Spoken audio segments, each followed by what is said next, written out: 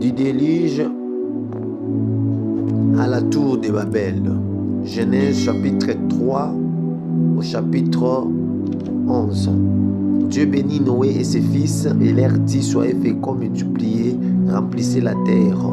Vous serez un sujet de crainte et d'effroi pour tout animal de la terre, pour tout oiseau du ciel, pour tous ceux qui se mettent sur la terre et pour tous les poissons de la mer. Ils sont livrés entre vos mains. Tous ceux qui s'aimaient et qui a vie servira de nourriture. Je vous donne tout cela comme l'herbe verte. Seulement, vous ne mangerez point de chair avec son âme, avec son sang. Sachez-le aussi. Je redemanderai le sang de vos âmes. Je les redemanderai à tout animal et je redemanderai l'âme de l'homme. À l'homme qui est son frère.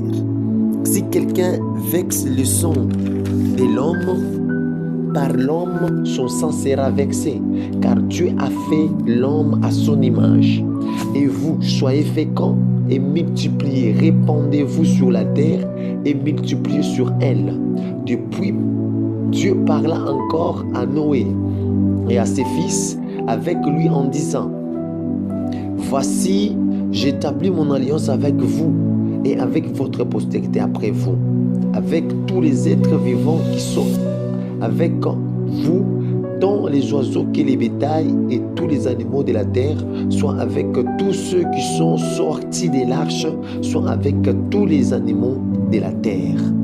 J'établis mon alliance avec vous, aucune chair ne sera plus exterminée par les eaux du déluge. Et il n'y aura plus de déluge pour détruire la terre.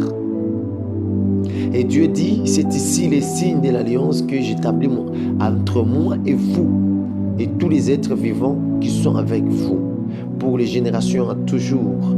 J'ai placé mon arc dans la nuit, et il servira des signes d'alliance entre moi et la terre. Quand j'aurai rassemblé des nuages au-dessus de la terre, l'arc paraîtra dans la nuée. Et je me souviendrai de mon alliance entre moi et vous, et tous les êtres vivants, de toute chair, et les eaux ne deviendront plus un déluge pour détruire toute chair.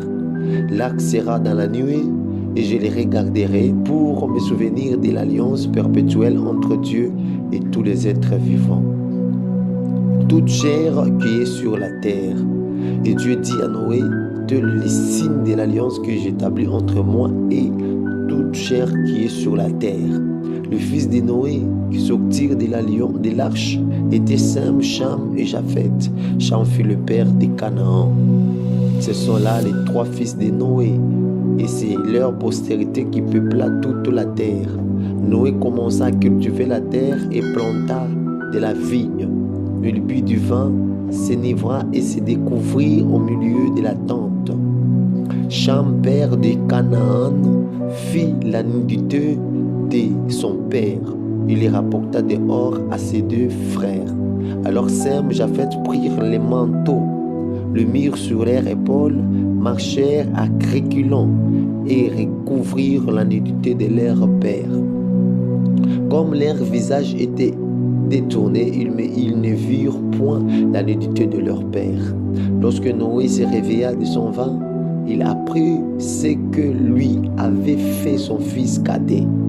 Et il dit: maudit soit Canaan, qu'il soit l'esclave des esclaves de ses frères.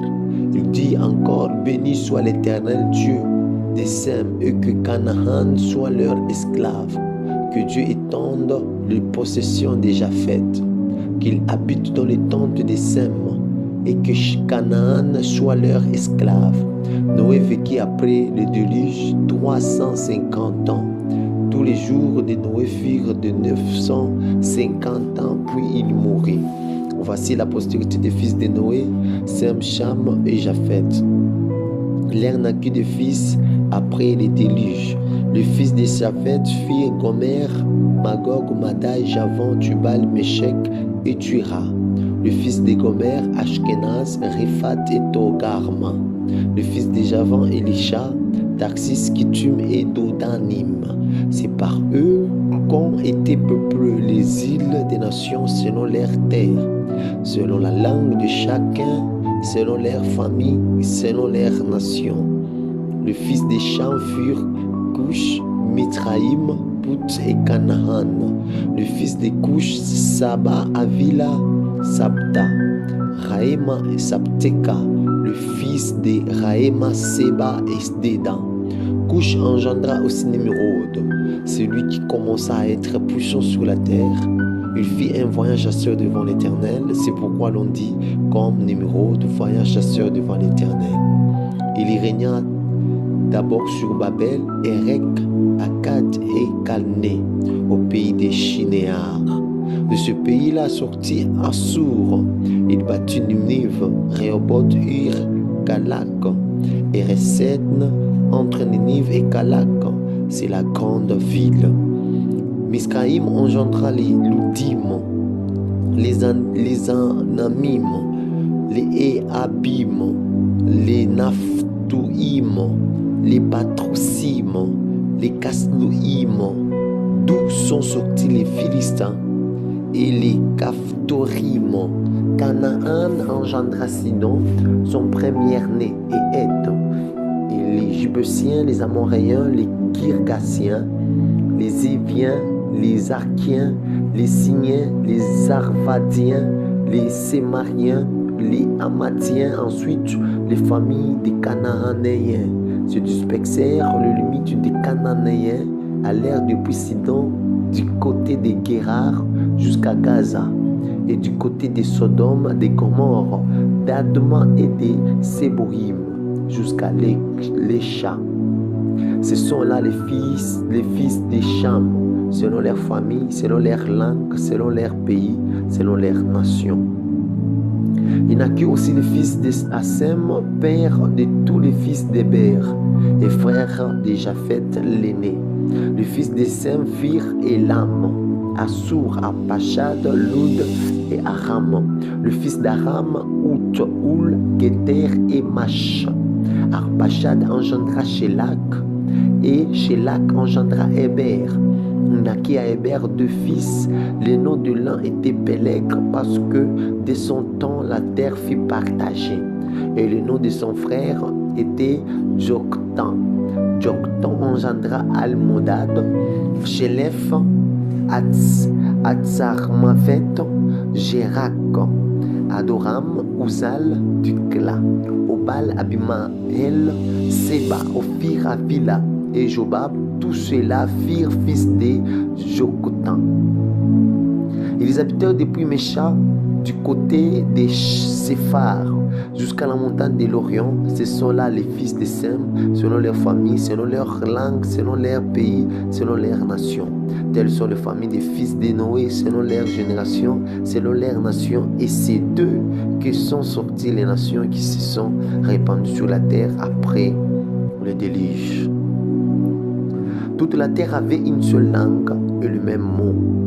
Comme ils étaient partis de l'Orient, ils trouvèrent une plainte au pays des Shinéars et ils y habitèrent. Ils se dirent l'un à l'autre, allons, faisons des briques et cuissons-les au feu. Et la brique leur servit de pierre et le bitume leur servit de ciment. Ils dirent encore, allons, bâtissons-nous une ville et une tour dont le sommet touche au ciel. Et faisons-nous un nom, afin que nous ne soyons pas dispersés sur la face de toute la terre. L'Éternel descendit pour voir la ville et la tour que bâtissaient les fils des hommes. Et l'Éternel dit, voici, ils forment un seul peuple et ont tous une même langue. Et c'est là ce qu'ils ont entrepris. Maintenant, rien ne les empêcherait de faire tout ce qu'ils auraient projeté. Alors, descendons et la confondons leur langage afin qu'ils n'entendent plus la langue les uns des autres. Et l'Éternel les dispersait loin de là, sur la face de toute la terre. Ils cessèrent de bâtir la ville, c'est pourquoi on l'appela du nom de Babel, car c'est là que l'Éternel confondit les langages de toute la terre. Et c'est de là que l'Éternel les dispersa sur la face de toute la terre. Voici la postérité de Sem. Sem, âgé de 100 ans, engendra Arpachad, 2 ans après le déluge. Sem vécut après la naissance d'Arpachad 500 ans, et il engendra des fils et des filles. Arpachad, âgé de 35 ans, engendra Shélak. Arpachad vécut après la naissance de Shélak 403 ans, et il engendra des fils et des filles. Shélak, âgé de 30 ans, engendra Héber. Shélak vécut après la naissance d'Héber 403 ans, et il engendra des fils et des filles. Héber, âgé de 34 ans, engendra Péleg. Héber vécut après la naissance de Péleg 430 ans, et il engendra des fils et des filles. Péleg, âgé de 30 ans, engendra Réou. Péleg vécut après la naissance de Réou 209 ans. Il engendra de fils et de filles. Réu, âgé de 32 ans, engendra Séroug. Réu vécut après la naissance de Séroug 207 ans. Il engendra des fils et des filles. Séroug, âgé de 30 ans, engendra Nakor. Séroug vécut après la naissance de Nakor 200 ans. Il engendra des fils et des filles. Nakor, âgé de 29 ans, engendra Térak. Nakor vécut après la naissance de Térak 119 ans. Il engendra des fils et des filles. Térak, âgé de 70 ans, engendra Abraham, Nakor et Haran. Voici la postérité de Térak. Térak engendra Abraham, Nakor et Haran. Haran engendra Lot. Et Haran mourut en présence de Térak, son père, au pays de sa naissance, à Our, en Chaldée.